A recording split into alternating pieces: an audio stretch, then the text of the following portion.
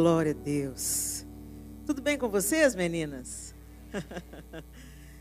Que privilégio nosso de em plena terça-feira. Hoje é terça-feira, gente? Gente, me ajuda, gente. Esse negócio de menopausa, só Jesus na causa, né? A história de uma névoa mental é a pura verdade. E outras coisitas mais. Mas aleluia. Só tem menopausa quem envelhece, só envelhece quem está vivo. Oh, glória a Deus! Então nós temos muitos motivos de gratidão ao Senhor, não é? Mas numa terça-feira a gente poder se reunir para adorar o Senhor em comunidade, para nos assentarmos aos pés dele e ouvir o que ele quer dizer para nós nessa noite, é um privilégio. E eu quero que vocês pensem muito nisso. Porque, infelizmente, em muitas nações da terra, isso não é possível. Não é possível a igreja se reunir assim, com mais pessoas, né? Em muitos lugares ainda a Bíblia é proibida. E se você for encontrado com uma Bíblia, dependendo do lugar que você é encontrado com uma Bíblia, pode ser um crime. E se você presenteia alguém com uma Bíblia, pode ser um crime passível de morte. A gente nem acredita, porque a gente vive numa realidade tão diferente, né? Mas eu quero dizer, você não despreze o que você tem. O privilégio de poder ter acesso à palavra de Deus, o privilégio de poder cultuar ao Senhor em comunidade. É maravilhoso quando a gente pode acompanhar um culto online. Na pandemia a gente viu como foi útil, como foi importante, é maravilhoso. Mas nada substitui a comunhão, né? A gente estar junto, a gente olhar no olho, a gente se abraçar, nada substitui isso. E é do agrado do Senhor que a gente vive assim, celebrando Ele em comunidade. Amém? Muito bem, queridas. Eu me inspiro nas mulheres da Bíblia. E vocês? Hoje tem tantos referenciais, né? Hoje a gente tem um tanto de blogueira, influencer. Agora virou um nome, né, famoso, influencer. Todo mundo quer ser influencer, né? Mas, com certeza, você deve ter alguma pessoa aqui no seu tempo que te influencia de alguma forma. Você gosta do jeito dela se vestir, do jeito dela falar, você pega as dicas dela. Mas eu quero te dizer, gente, o nosso primeiro referencial é a palavra de Deus. E as mulheres que são descritas na palavra de Deus. Com elas a gente aprende o que fazer, com algumas a gente aprende o que não fazer, né? Mas de qualquer forma a gente aprende. E hoje eu queria trazer para vocês a primeira convertida da Europa. Abra sua Bíblia em Atos capítulo 16.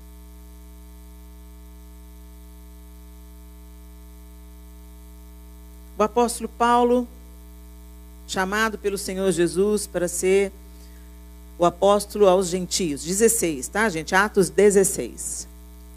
O apóstolo Paulo já tinha começado aí as suas viagens missionárias, né? Indo por toda a Ásia Menor, Grécia, Europa, rompendo a bolha do judaísmo, né? Jesus vem, Jesus é judeu, os 12 são judeus, num contexto do judaísmo, Jesus vivia o judaísmo, né? Certamente Jesus teve bar mitzvah, Jesus foi circuncidado ao 8º dia, tudo isso Jesus tinha. Jesus veio para os seus, mas os seus não o receberam, né? E já era plano de Deus, porque quando ele falou a Abraão que seria uma numerosa nação, aqueles que procedem dele, aí, gente, estão envolvidos todos os que procedem de Abraão, né? Agora, não significa que todos que procedem de Abraão possam ser salvos, né? Como João Batista mesmo falou, Deus pode suscitar tornar essas pedras filhos de Abraão. Por que vocês estão se envaidecendo por ser filho de Abraão, né? Mas se você pensar hoje, Ismael é filho de Abraão. Então, hoje, todo o islamismo, se a gente pensasse de uma maneira bem parcial, poderiam dizer que são filhos de Abraão, né? Os judeus, filhos de Abraão. E nós, gentios, fomos enxertados. E por que fomos enxertados? Porque o Senhor enviou o apóstolo Paulo para fundar igrejas e para anunciar o evangelho de Jesus Cristo fora daquela bolha do judaísmo. E aqui o apóstolo Paulo ousadamente começa a viajar, ele faz a primeira viagem com Barnabé, depois ele vai com Silas, e nós estamos nesse capítulo aqui. A partir do verso 11 de Atos 16, O texto diz: tendo, pois, navegado de Troade, seguimos em direitura a Samotrácia, no dia seguinte a Neápolis e dali a Filipos, cidade da Macedônia, primeira do distrito e colônia. Nesta cidade permanecemos alguns dias. No sábado, saímos da cidade para junto do rio, onde nos pareceu haver um lugar de oração. E assentando-nos, falamos às mulheres que para ali tinham concorrido. Certa mulher, chamada Lídia, da cidade de Tiatira, vendedora de púrpura, temente a Deus, nos escutava. O Senhor lhe abriu o coração para atender às coisas que Paulo dizia. Depois de ser batizada, ela e toda a sua casa nos rogou, dizendo: se julgais que eu sou fiel ao Senhor, entrai em minha casa e aí ficai. E nos constrangeu a isso. O texto segue descrevendo o trabalho de Paulo ali naquela região, e aí Paulo se encontra com uma outra mulher, uma jovem possessa de um espírito de adivinhação, que dava muito lucro aos seus senhores, e ela vem elogiando Paulo e Silas, e Paulo a repreende o espírito nela, e aí ela é liberta, e os donos não gostaram dessa história, porque acabou a fonte de lucro deles, né? O espírito que empoderava aquela mulher para que ela adivinhasse e dar lucro aos seus líderes, aos seus patrões, aos seus senhores, foi liberto. Então, secou a fonte de lucro. E aí, eles denunciaram Paulo e Silas, eles foram presos, aquele episódio que vocês já conhecem. A prisão tremeu, as correntes foram partidas, o carcereiro falou que ia se matar, não faça mal a você, e toda a casa do carcereiro e o carcereiro foram salvos. Certo? Eu só estou dando a visão geral. Depois disso tudo, eles mandam soltar Paulo quando descobrem que ele era cidadão romano. Não é bem assim, não. Vocês me prenderam sem julgamento, né? Paulo não achou bom esse negócio, não. Obrigada. Mas no verso 40, o último verso do capítulo. Vamos no 39. Então foram ter com eles e lhes pediram desculpas. E relaxando-lhes a prisão, rogaram que se retirassem da cidade. Verso 40. Tendo-se retirado do cárcere, dirigiram-se para a casa de Lídia. E vendo os irmãos, os confortaram. Então partiram. Senhor, essa é a tua palavra e nós pedimos ao Senhor que o Senhor nos ensine, nos console, nos exorte, nos desperte através dela. Que o teu Espírito Santo abra a nossa mente, o nosso coração, para a gente aprender do Senhor, o que o Senhor, e só o Senhor, quer nos ensinar. Em nome de Jesus. Amém. Gente, essa descrição de Lídia mexe muito comigo. Porque começa mexendo comigo quando fala que Paulo, num sábado, então, Paulo não deixou de ser judeu não, tá, gente? Num sábado, o que os judeus fazem? É o dia sagrado dos judeus, é o Shabat. Então, ele procurou um lugar para oração. Então, ele e Silas estavam procurando um lugar para oração. E aí encontraram um lugar fora da cidade, na beira-rio. E ali se dirigiram para fazer suas orações. Só que quando eles chegaram lá, tinha um grupo de mulheres. Eu achei interessante isso. Mulheres estavam ali à beira do rio.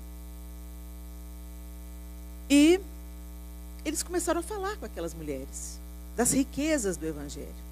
Eles estavam viajando com esse propósito. Eles estavam indo de cidade em cidade para tornar a obra de Cristo conhecida.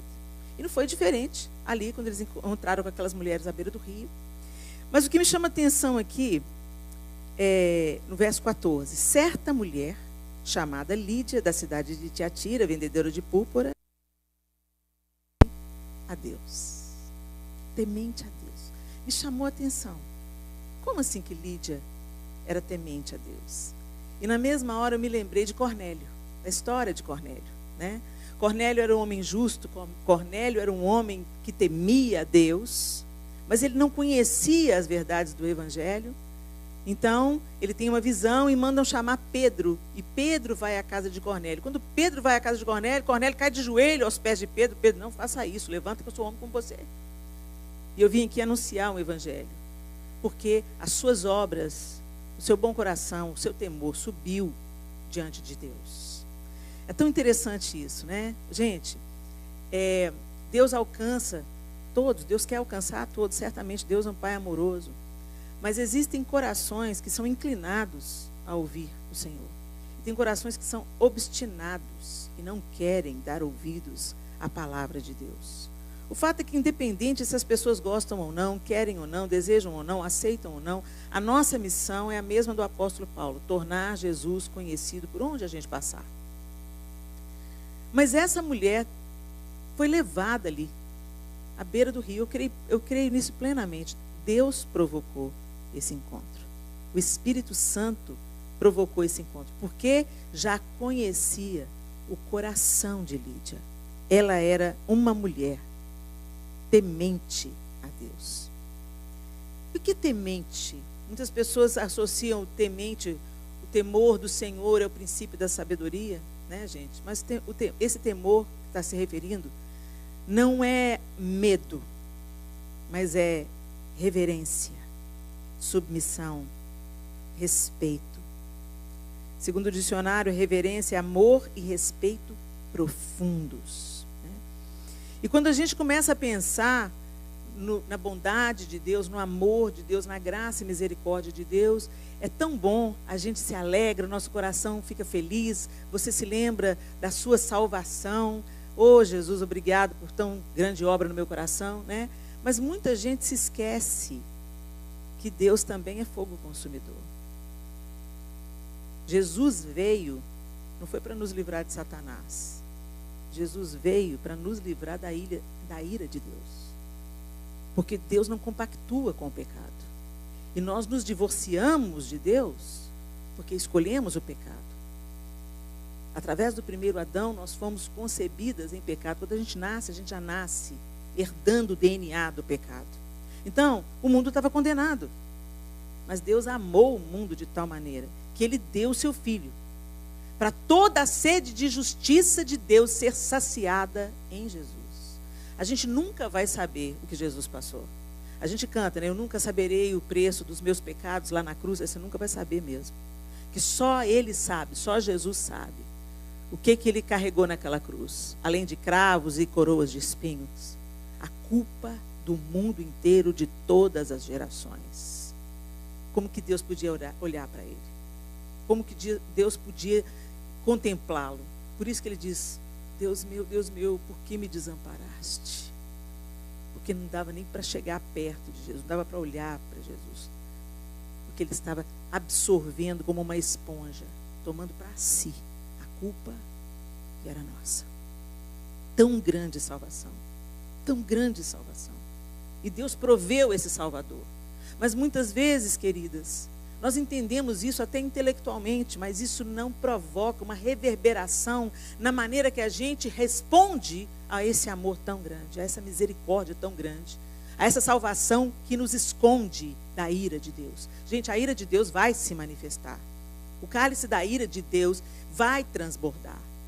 Mas que alívio a gente saber que nós vamos ser protegidos dessa ira, né?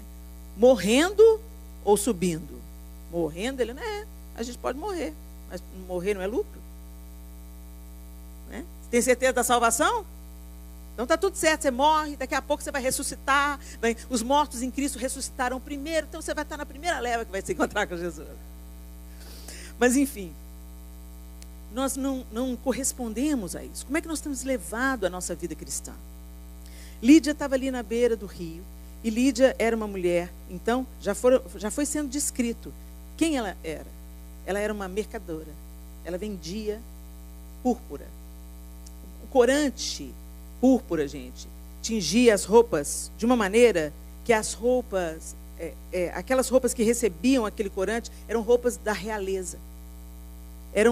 Quanto mais viva a cor, azul, roxo, vermelho, todos esses corantes eram de substâncias naturais, tiradas da natureza. Então, era uma coisa difícil de encontrar. Quanto mais forte era a cor, mais cara era a roupa. Por isso que era muito comum a realeza, os ricos, os príncipes usarem essas cores, vermelho, azul, e são as cores do tabernáculo, né? Roxo, azul, as cores da realeza. Então essa mulher certamente era uma mulher próspera, uma mulher rica, uma mulher bem de vida. O texto fala para a gente que ela era de Tiatira. Ela não estava em Tiatira, ela era de uma outra cidade, estava ali em Filipos, vendedora de púrpura, temente a Deus, nos escutava. Então aquela mulher abastada, mercadora, certamente conhecida, e conhecida por gente importante, estava dando ouvidos a Paulo. Será que nós temos a disposição de Lídia de ouvir pessoas que supostamente parecem menores do que a gente? Você sabia que cada um carrega algo único e que nós podemos aprender com todas? Se eu sentar com cada uma de vocês, tem algo que eu vou aprender que só você tem para me oferecer. Uma experiência, uma vivência, uma percepção. Nós somos um corpo, mas nós também somos tão singulares na maneira como Deus nos criou. E a gente entende isso melhor quando a gente descobre que os flocos de neve não são iguais. Já parou para pensar nisso? Nenhum floco de neve é igual ao outro. Nenhuma linha de ordem das linhas da impressão digital é igual a outra. Deus trabalha no coletivo e Deus trabalha também na nossa singularidade. Ele é um Deus enorme, um Deus presente e um Deus que vai nos pequenos detalhes. Você vê flores exuberantes, você vê umas que crescem à beira do caminho, desse tamaniquinho assim. Mas quando você pega ela, você vê o mesmo capricho em cada detalhe. Esse é Deus. Mas às vezes nós somos tomadas pelo orgulho. Gente, o orgulho é o nosso principal inimigo. Não é o diabo não, é o orgulho. Porque o diabo nos tenta segundo a cobiça do nosso próprio coração. É o que a Bíblia diz. E quantas vezes o orgulho nos impede de caminhar, de receber aquilo que a gente tem que receber, de termos a humildade de ouvir a outra, mesmo quando a outra é muito diferente da gente, mesmo quando ela tem uma opinião diferente, mesmo quando uma não bate com a outra. Amar o próximo não é gostar de estar junto. Amar o próximo é tratar o outro como você gostaria de ser tratado. Por isso que Jesus ordena a gente amar o inimigo. Ah, Jesus, não vai dar para amar o inimigo, não? Dá sim. É uma decisão, não é um sentimento.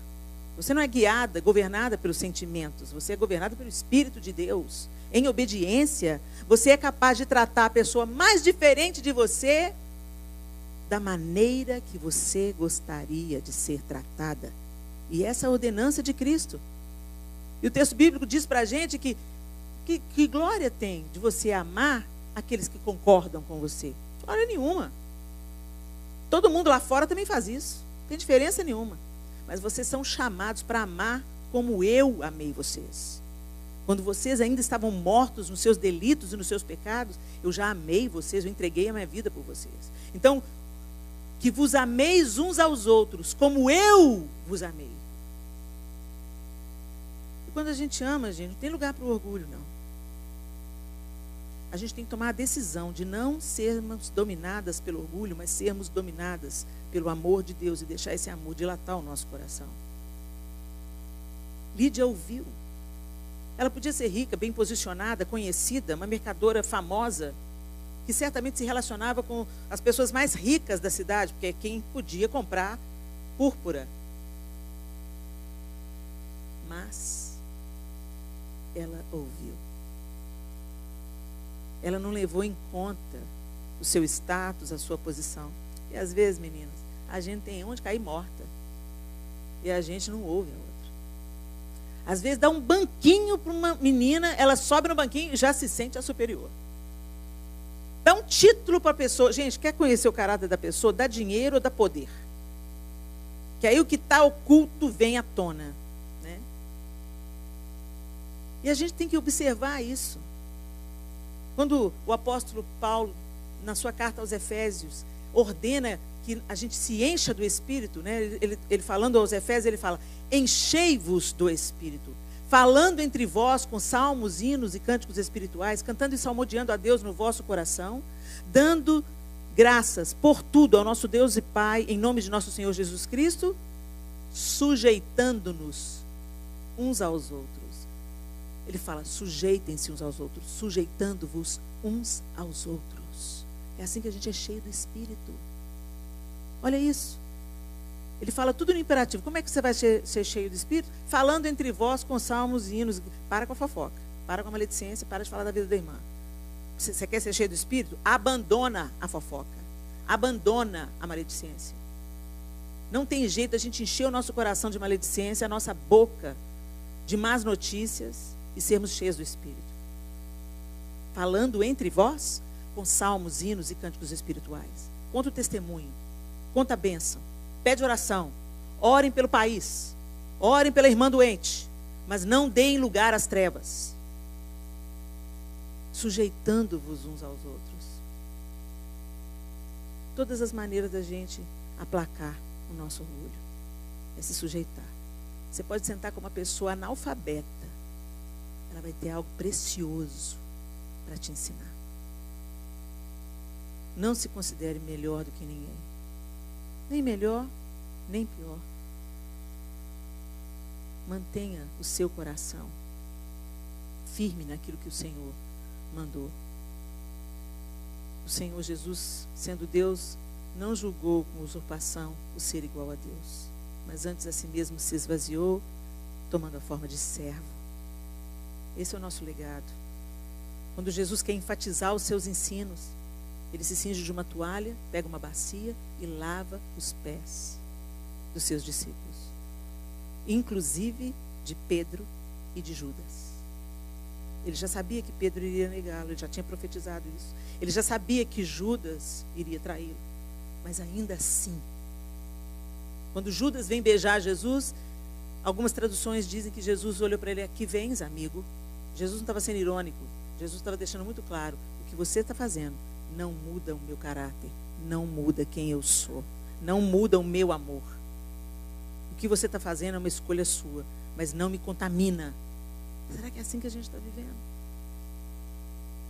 Será que as porções do Cordeiro de Deus estão sendo dilatadas em nós?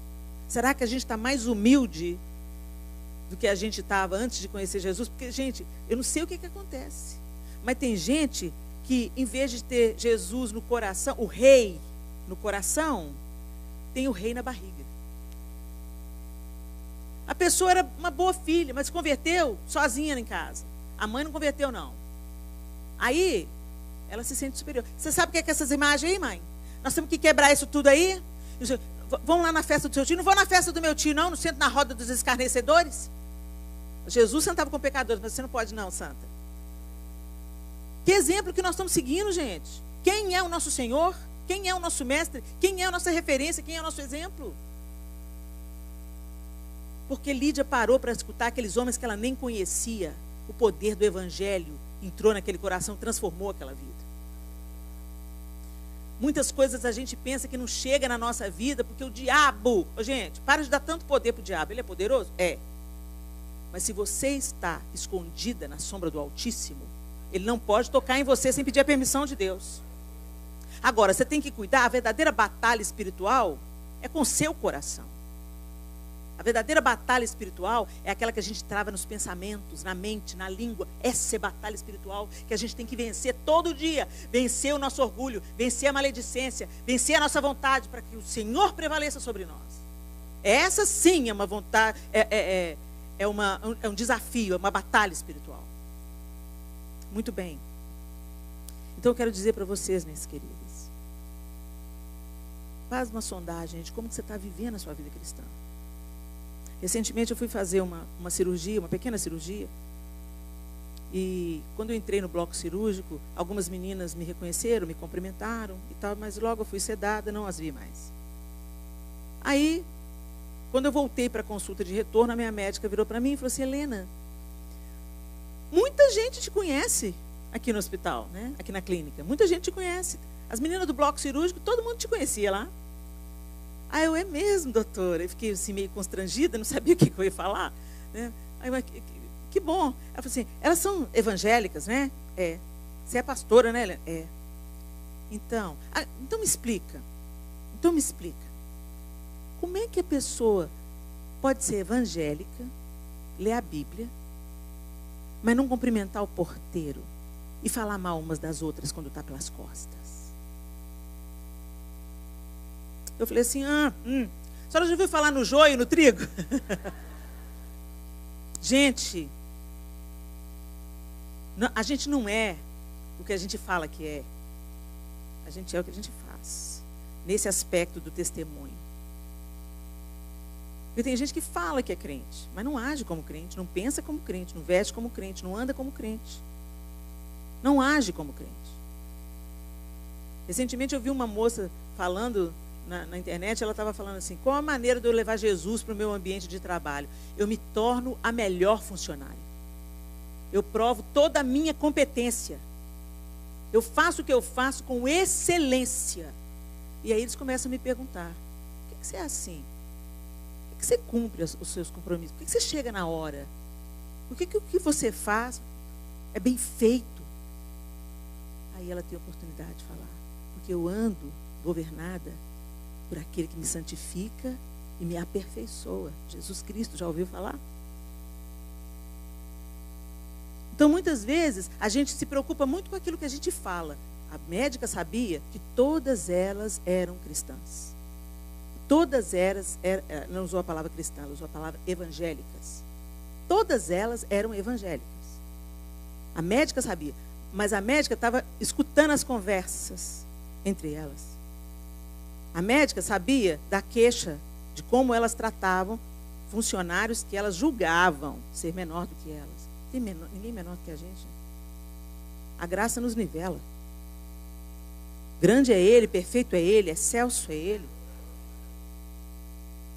Agora, à medida que nós vamos sendo aperfeiçoadas nele, é o caráter de Jesus que vai transbordando. A gente vai diminuindo e o Senhor vai crescendo. O Espírito Santo vai aperfeiçoando o nosso caráter e nos tornando semelhantes a Cristo. Essa é a obra primeira do Espírito Santo. Eu vou enviar o Espírito Santo e ele vos ensinará todas as coisas e vai lembrar a vocês tudo que eu tenho ensinado. Só para você saber? Não. Para você viver. Só para você dizer? Não. Para você testemunhar com a sua vida. E está havendo uma dissonância entre aquilo que a gente fala e aquilo que a gente faz. E essas coisas têm que andar alinhadas. Os nossos filhos, por exemplo, eles estão mais de olho no que a gente faz do que naquilo que a gente fala. A gente não sabe o poder até que você vê um fruto. Olha, ele prestou atenção. Olha, aquela semente floresceu. E ele não foi com a palavra que foi ensinado, foi com o exemplo que foi ensinado.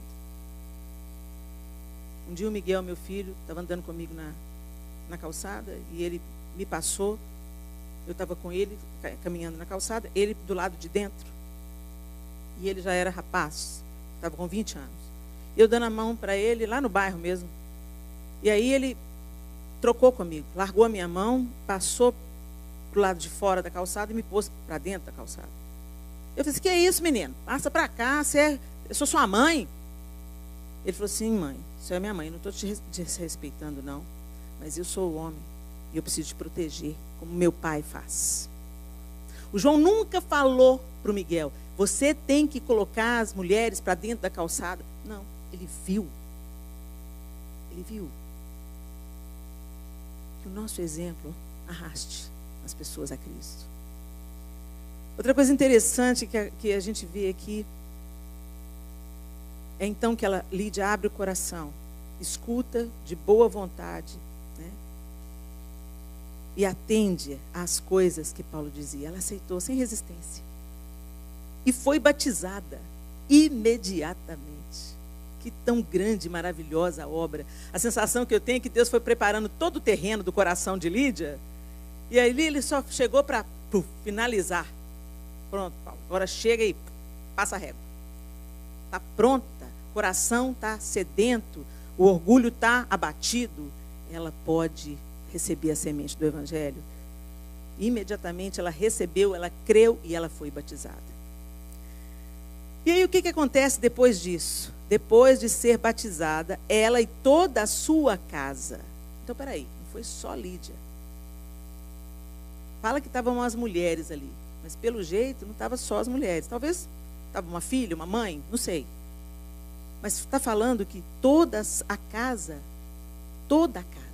rogou a Paulo e Silas dizendo: se julgais que eu sou fiel ao Senhor, entrai em minha casa e aí ficai.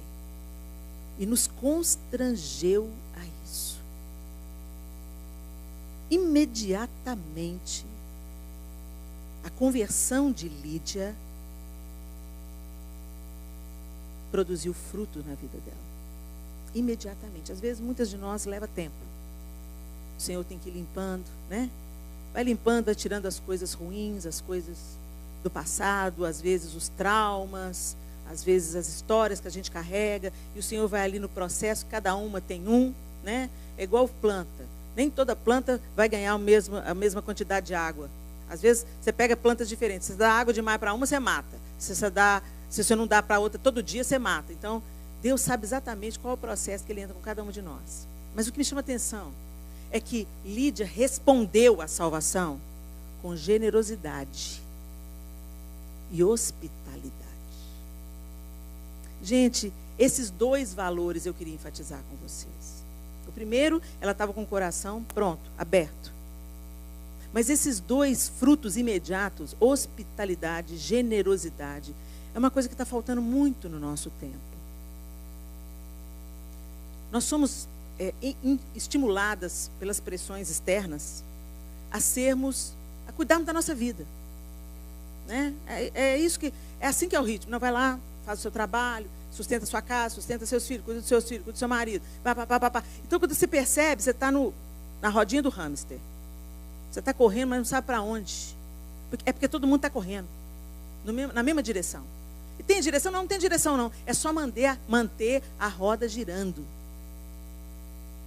E aí, quando a gente olha para o significado dessas palavras, né, hospitalidade e generosidade, eu gosto, gente, de trazer para o dicionário, porque aí a gente refresca na nossa mente o significado daquelas palavras. Hospitalidade, ato de hospedar, de acolher hóspedes, hospedagem. Qualidade de hospitaleiro, do que recebe ou acolhe pessoas de uma forma agradável e afetuosa. Acolhimento afetuoso. Isso é hospitalidade. Não é só hospedar uma pessoa. É acolher da melhor maneira possível, com afeto. Talvez você já tenha ficado hospedado na casa de alguém, e onde você chegou e dormiu lá, no outro dia você foi embora. Talvez você tenha ficado na casa de outro alguém, quando você chegou tinha uma florzinha e um cartãozinho no seu travesseiro. Totalmente diferente, não é? Você se sente bem-vindo. Você se sente acolhido. E, gente, nesse mundo que está veloz, correndo na direção errada na maioria das vezes, o Senhor precisa de contar com a hospitalidade das suas filhas. É uma característica da mulher a hospitalidade, gente. Deveria ser.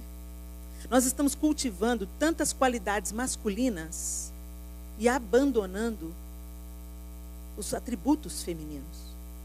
Da mulher é acolher.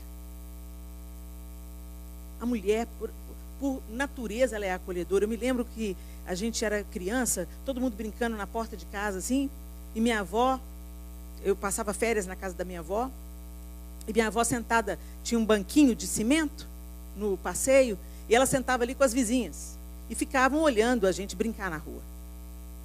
E enquanto a gente brincava na rua, Aí uma fala, olha lá fulano. Zezinho está me dando trabalho demais. Olha lá, já está brigando com fulano, olha lá. Não aguento isso não, que fase? Em casa só briga com o irmão. Aí a outra que já é mais experiente, não, isso é fase, isso vai passar. Isso vai passar. Olha, eu vivi isso com fulano, tem acolhimento na ouvidoria. Não tem julgamento. Sabe ouvir. Sabe sugerir, sabe aliviar a carga. Onde que a gente perdeu isso, gente? Você gosta de receber? Quando você está angustiada, é tão bom a gente receber uma mensagem no WhatsApp de encorajamento, um versículo bíblico, um abraço. Tem gente que não precisa falar nada. Tem umas mulheres que chegam e abraça. Abraço de mãe. Talvez você já perdeu a sua. E é tão precioso a gente receber um abraço de mãe. Mas a gente quer muito receber. Mas o quanto a gente está disposto a dar. Chegou a hora, meninas, da gente se tornar o referencial que a gente procura. Nós temos recebido tanto. Nós temos frequentado congressos de mulheres. Nos últimos 30 anos, 25 anos, eu sou testemunha de como no Brasil todo cresceu a ministração sobre mulheres de uma forma específica. Congressos para mulheres, seminários para mulheres, conferência de mulheres, acampamento para mulheres, para ministrar cura na sua alma, para ministrar recomeço, porque nós temos muitas peculiaridades. Beleza, gente, a gente está recebendo isso há tanto tempo. Para quê? O Senhor não nos dá nada apenas para nos inchar. O Senhor nos dá para a gente compartilhar. Paulo não conteve dentro dele. Ele saiu anunciando. Depois que ele encontrou com Jesus, Saulo foi totalmente transformado. O cara era perseguidor do evangelho e se tornou o maior anunciador do evangelho. Começou a produzir fruto de arrependimento. Todo mundo via as evidências. Primeiro o povo ficou desconfiado. Esse cara está armando. Não estava armando não, porque eles viam os frutos na vida de Paulo. A perseverança, a resiliência, a resistência. Ele era arrojado, ele ia onde ninguém queria ir. Aí ele vai e encontra Lídia. E Lídia responde imediatamente: fica na minha casa, eu quero receber vocês. E no caso, aí receber, gente, não era só hospedar, era alimentar, era cuidar. Isso é muito forte nessa cultura desse tempo, né? Por isso que quando Jesus fala, se a casa não receber vocês, você sair, sacode o pó. Era sério você não ser bem acolhido, né? E ela vai imediatamente, gente, ela não conhecia Paulo. Ok, não vai colocar um estranho dentro de casa, pelo amor de Deus. Que hoje a gente vive um tempo terrível, né? Mas ouça o Espírito. Ouça o Espírito Santo. Você já parou para pensar que tem pessoas que não tirariam a própria vida se tivessem tido ouvidoria e abraço? Há um tempo atrás, lá em Natal, uma igreja fez plantão numa ponte. Tinha muito suicídio na ponte. O pessoal subia na ponte e pulava. Aí uma igreja se sentiu convocada. Olha que coisa linda. Gente, o Senhor está nos convocando. A gente não está no mundo a passeio, não, gente. Aí o pessoal começou a fazer plantão. Tinha revezamento na ponte. Resultado: ninguém mais pulou. Eu não sei como é que está hoje, mas os jornais noticiaram. Saiu na mídia secular que aquela igreja estava montando plantão, e desde que eles começaram a montar plantão, muitas pessoas não apenas ficaram livres daquele espírito de autoextermínio, mas entregaram a vida a Jesus Cristo. A gente tem que ir onde há necessidade. Lá em Filipos tinha uma necessidade. Aquela moça que era possessa de um espírito adivinho, ela foi liberta, porque Paulo estava ali em Filipos. Porque ele saiu do conforto dele e foi lá para Filipos. E Deus cuidou dele através de Lídia. Então, gente, ou você está anunciando, ou você está cuidando de quem está anunciando. Acolhendo quem precisa. Acolhendo o desamparado. Às vezes a gente pensa que anunciar o evangelho é só com o microfone na mão. Não é não. Muitas vezes é só abrir na porta da sua casa. Preparando uma cama bonita. cheirosa. Ouvindo a pessoa. Fala, o que está te angustiando? Pode falar. Fica calada. Só escuta. Gente, a gente tem uma dificuldade enorme de ficar calada. A gente sempre quer adaptar. Não sei vocês, mas eu sou assim. O Espírito Santo fica caladinho. Calada, Helena. Calada. Ela precisa ouvir. Ela precisa só falar. Eu,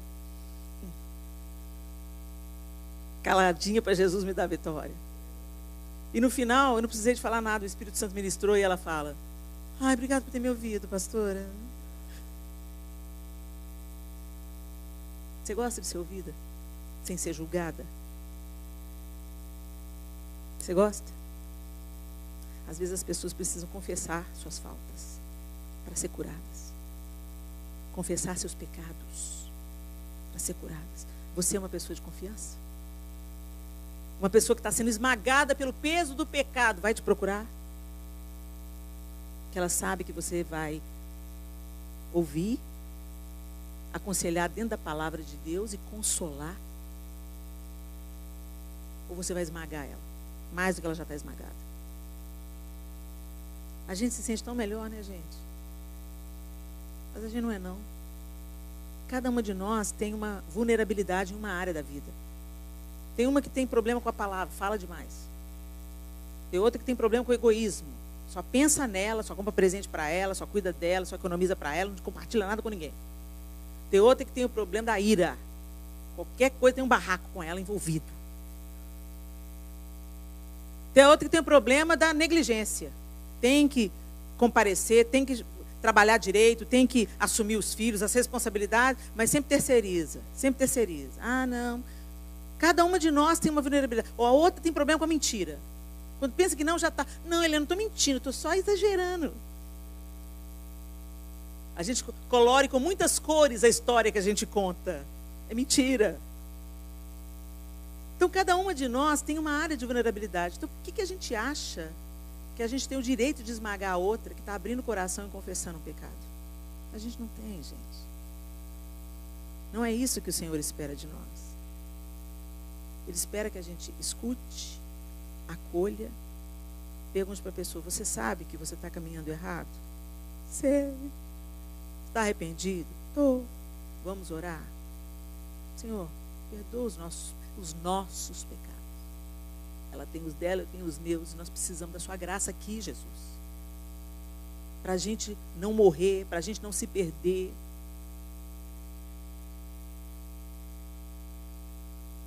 A hospitalidade tem tudo a ver com isso. E a generosidade é quem gosta de dar, que perdoa com facilidade. Olha que interessante.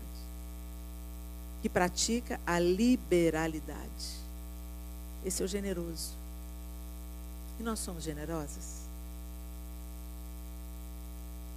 Tudo aquilo que Deus deu para Lídia, ela colocou à disposição do reino, à disposição de Paulo, de Silas.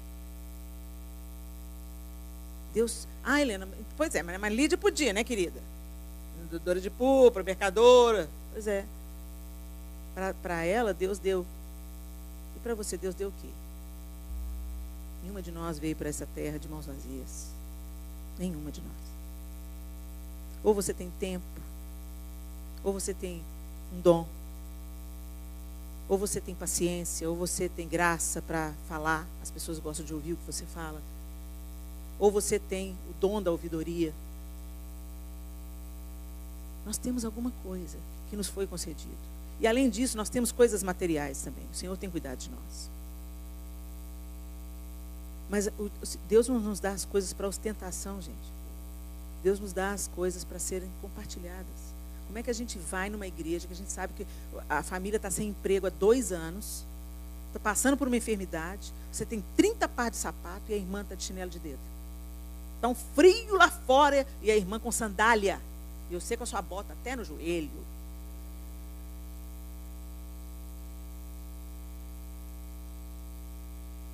Sabe, gente, a gente tem que enxergar além do nosso próprio umbigo. Isso é cristianismo. Porque Deus amou o mundo de tal maneira, Ele deu o seu Filho unigênito. Porque Jesus nos amou e veio pagar o escrito de dívida que era contra nós, ele deu a sua vida. Todos os discípulos largaram o que estavam fazendo na hora e seguiram a Jesus e nunca mais abandonaram. Todos eles, exceto João, foram mortos, foram assassinados por anunciar a verdade. Jesus ressuscitou.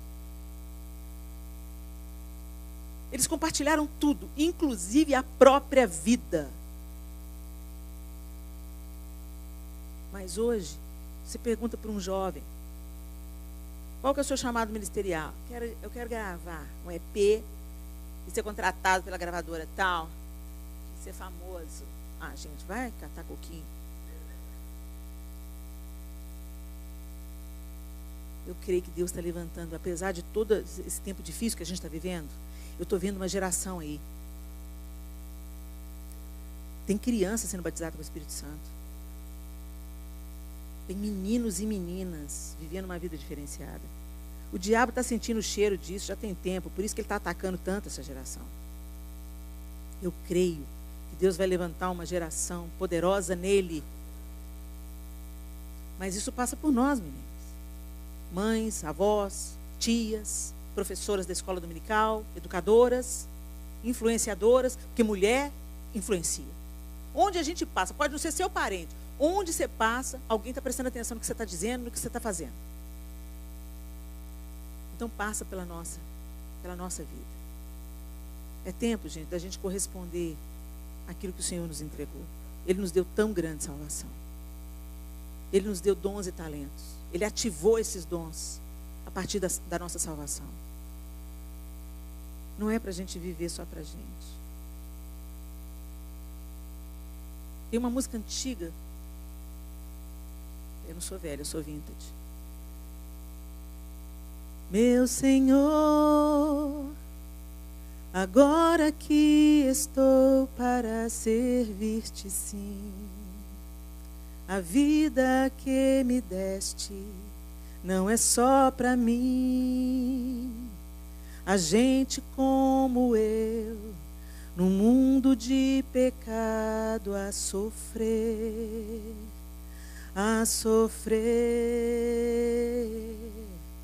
Meu Senhor, o amor que tu me deste, quero repartir.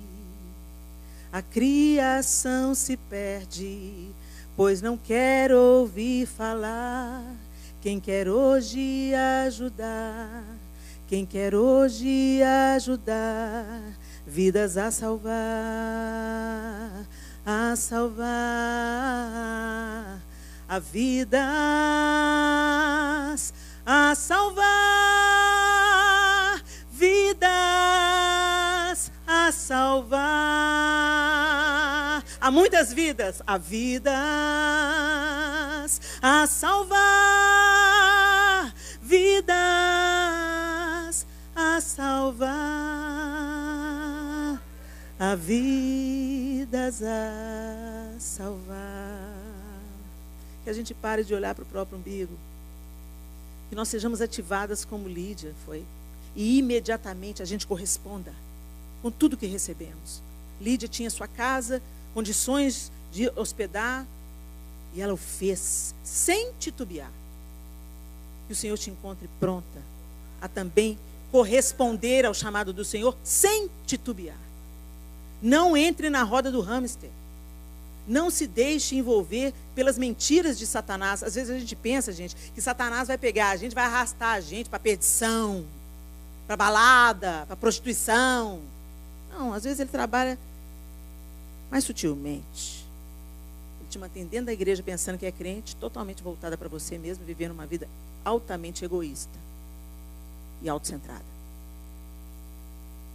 O cristianismo, inevitavelmente, se for vivido, ele vai derramar na vida de alguém alguma coisa de bom. Que a gente seja testemunho de Cristo onde a gente trabalha, onde a gente estuda. Que sejamos excelentes naquilo que a gente faz, para que as pessoas vejam a excelência de Cristo em nós. Que a gente seja verdadeira, que a gente não empreste a nossa boca a Satanás. Que a gente trate todas as pessoas que passarem no nosso caminho com a mesma dignidade que Jesus tratou a todos. A todos. Ele foi inclusive questionado. Mas come com pecadores, é amigo de pecadores. Ele deixou claro, eu não vim para os sãos, eu vim para os doentes. E nós não estamos aqui a passeio, nós estamos aqui para ser instrumento de Deus, para que outras mulheres, outros jovens, outras pessoas conheçam esse amor, através do testemunho que carregamos e através dos dons que recebemos. Feche os seus olhos.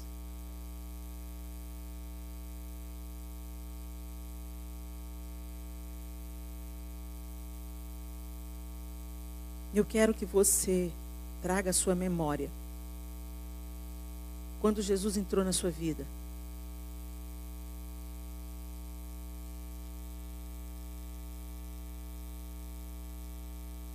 Como é que foi aquele dia? Você tinha uma mente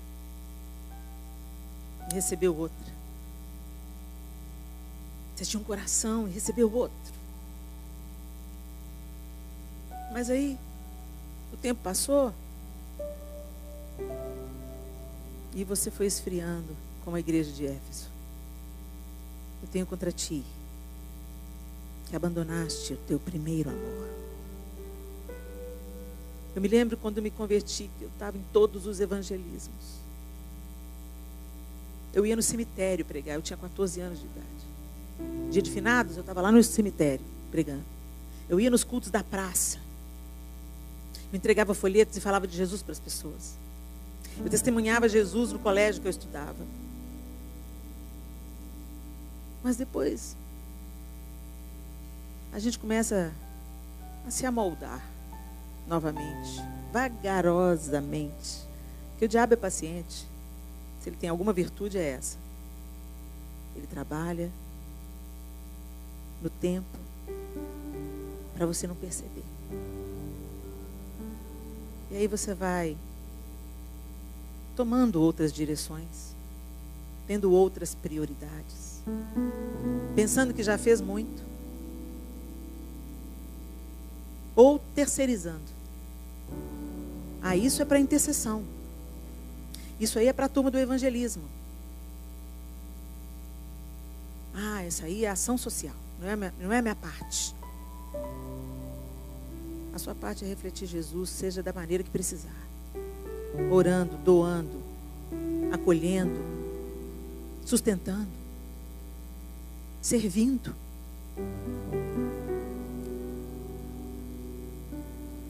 Volta ao primeiro amor. Volta à prática das primeiras obras. Lá no começo você confiava em Jesus. Agora você confia no seu próprio braço. Você reconhecia que sem Ele você não podia fazer nada. Mas às vezes você passa o dia inteiro, um dia inteirinho, sem nem trocar uma palavra com o Senhor. Como Ele é seu Senhor?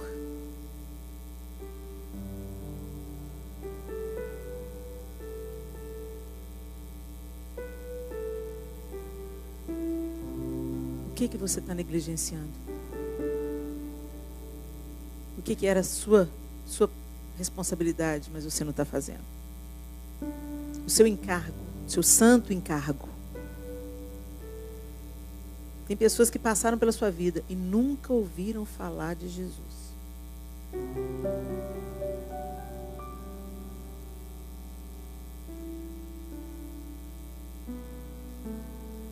Tem gente que trabalha com você, mas não sabe que você é cristã.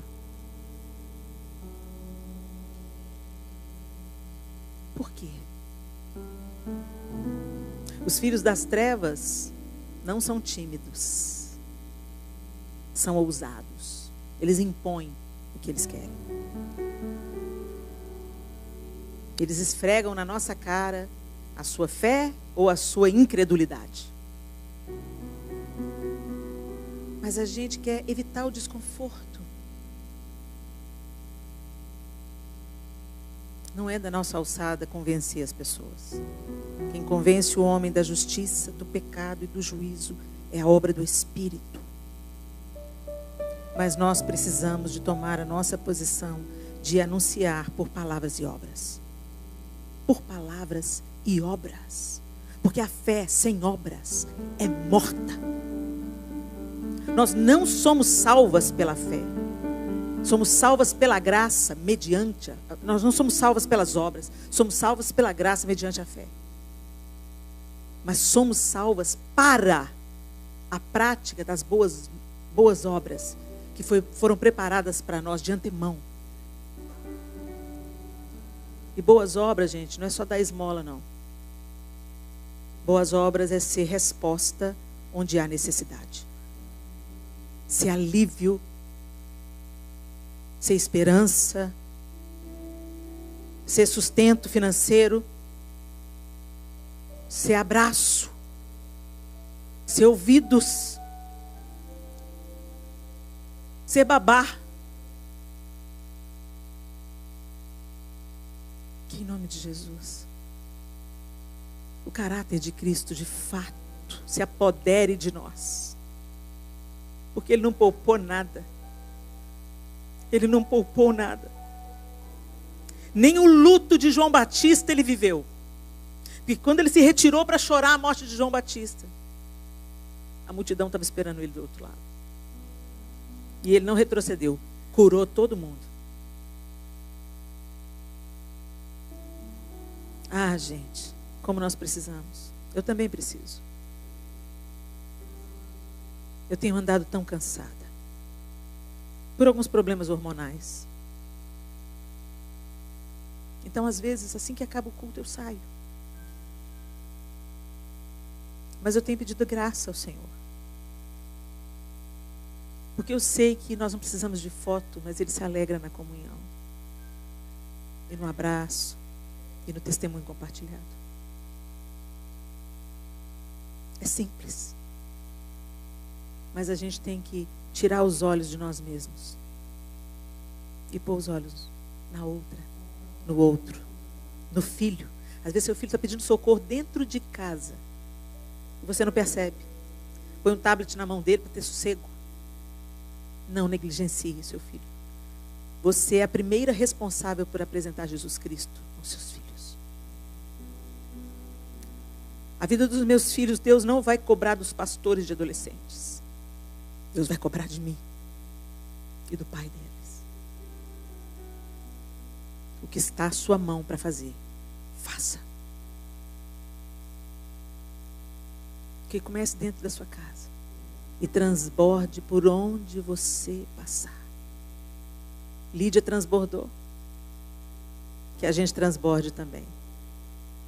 A primeira convertida da Europa. Que legado. Quantos avivamentos aconteceram na Europa? Outras Lídias precisam se levantar lá. E aqui. E no Brasil. E por toda a terra. Em nome de Jesus. Senhor, nós te bendizemos nessa noite. Nós agradecemos ao Senhor pela tua vida. Senhor, nós não queremos ser contados com aqueles que te têm nos lábios, mas o coração está longe do Senhor. Nós queremos ser totalmente do Senhor. Nossos dons, nossos talentos, nosso tempo, nosso dinheiro, tudo que possuímos, que te sirva. Que te sirva. Que o Senhor seja Senhor sobre tudo. Sobre a nossa casa, sobre os nossos familiares, sobre o nosso trabalho, sobre as famílias que nós trabalhamos para elas, sobre as pessoas que a gente encontra no transporte, na escola, na igreja. Que de fato, Senhor, nós sejamos sal e luz, fazendo a diferença onde há escuridão.